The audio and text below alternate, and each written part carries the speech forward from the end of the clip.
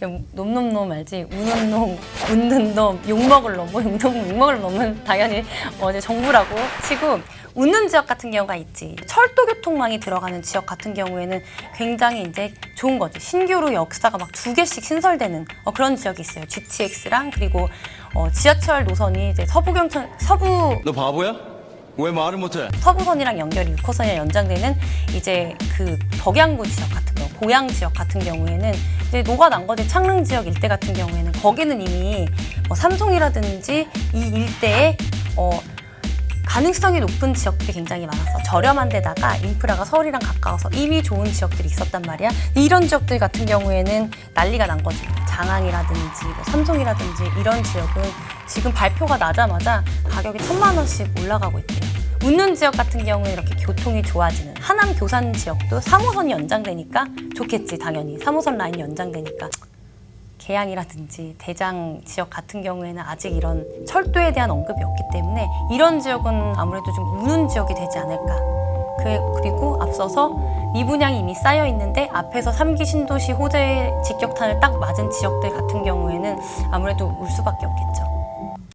근데 이 신도시가 들어오는 게 먼 미래예요, 사실은. 5, 6년 이후 얘기고 사실 5, 6년만 해도 될지 안 될지는 모르겠어요. 이 3기 신도시 같은 경우에는 교통 인프라를 잡고 개발을 한다라고 얘기가 나왔는데 사실 이 교통 인프라 잡기가 어렵거든요. 게다가 여기에 한 명 더 이제 욕먹는 사람, 욕먹을 사람을 정부라고 말할 수밖에 없는데 만약에 정부에서 이렇게 3기 신도시 만약 분양가를 우리가 예상하는 것보다 높게 잡는다.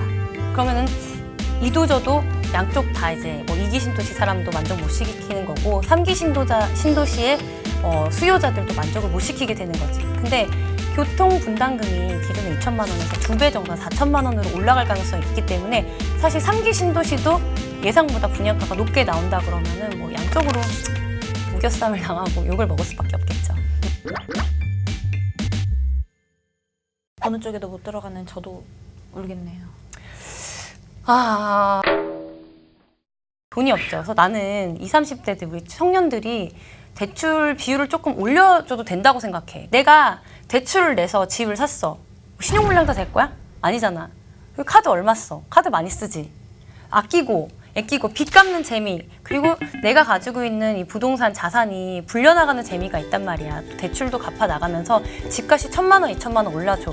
그럼 이게 얼마나 기분이 좋겠어. 희망적이고 가능성이라는 게 보이는데 지금의 현재 이 시스템 가지고는 아예 희망이 없죠. 가능성이 없잖아. 내가 아예 뭐 돈이 내 수중에 현금으로 2, 3억 있지 않으면 뛰어들 수밖에 없는 시장이고 돈 놓고 돈 먹히니까 나 약간 피님 이런 얘기를 들으면 좀 슬퍼요. 내가 국회로 나가야 될 것 같아.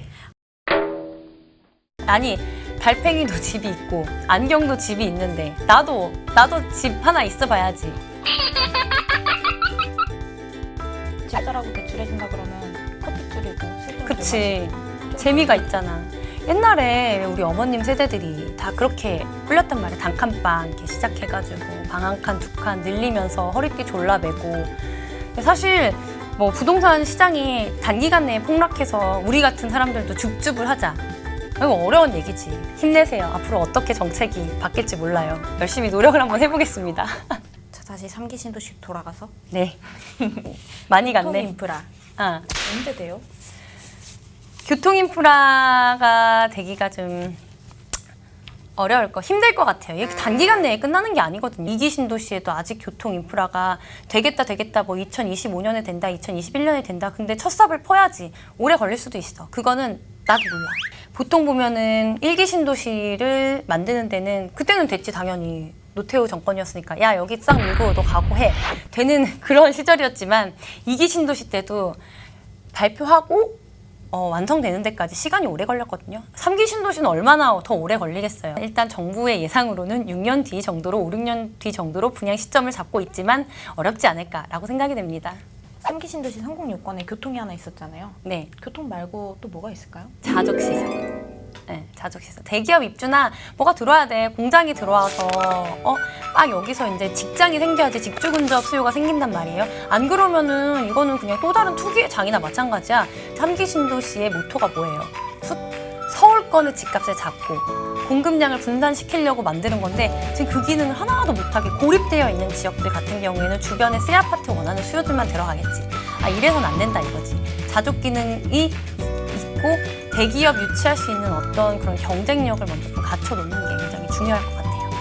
사실 1기 신도시도 지금 분당 빼고 거의 베드타운 아니에요? 그렇죠. 거의 베드타운이라고 봐야죠. 뭐 그때는 그 당시에는 뭐 그런 생각이 있었겠어. 그냥 빈 땅에다가 막 지어 때려 짓자 해가지고 지었지. 1, 2, 3기 신도시 들 중에서도 이제 강남이랑 가까운 지역은 그럼 좀 걱정이 없겠네요. 강남이랑 가까운 지역은 걱정이 전혀 없다라고 생각하면 돼요. 이 반경 10km권 안에 들어오는 지역들이 있거든요. 10에서 20km 사이에 걸리는 지역들. 아까 얘기했던 과천 지역이 그렇고 그리고 하남 교산 그리고 창릉도 은근 가까워. 창릉 지역 같은 경우에도 저기 은평 삼성이랑 은평이랑 가깝잖아. 이런 지역이랑 가깝단 말이지. 이런 지역들은 문제가 없다고 생각하고 이런 지역들은 들어가면 시세 차익도 좀 날 거로 예상이 돼요. 신도시에서 첫 번째로 분양하는 시범직으로 분양하는 데가 있어. 이런 데는 목숨을 걸고 무조건 넣어야 되는 거지. 왜냐하면 100% 가격이 저렴할 거거든요. 그렇기 때문에 팁을 하나 드리자면은 신도시에서 첫 번째로 분양하는 시범 물량 이거는 꼭 잡아야 돼요. 빨리 결혼을 해서 애를 많이 낳아. 지금 막 뛰어가서 아직 안 늦었어요. 뛰어가서 우리가 노력은 해볼 수 있겠지 이렇게. 그러니까 피디님이랑 나랑 지금 빨리 가야 돼. 지금 결혼하고 3년 이제 애를 빨리 낳아야 돼. 차라리 이런 지역을 조금 더 눈여겨보는 게 어떻게 보면 낫다고 생각해. 왜냐면 이 청약만 보고 있기엔 경쟁률도 너무 세고 시간이 얼마나 걸릴지 모르기 때문에 너무 먼 미래보다는 내 앞에 차근차근 준비해 나가는 것도 나쁘지 않다.